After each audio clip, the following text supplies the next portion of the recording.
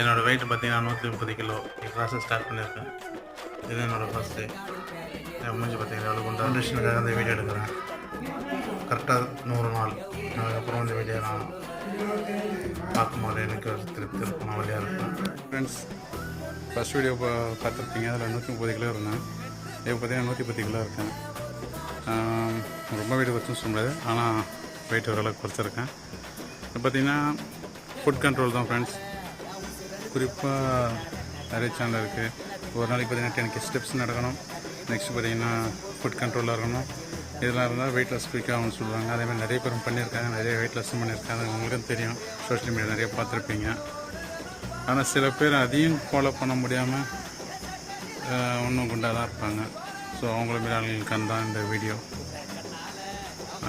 நீங்கள் மாத்திரம் என்ன தப்பாக நினச்சிக்கன்னா, அதுக்காக இவங்களும்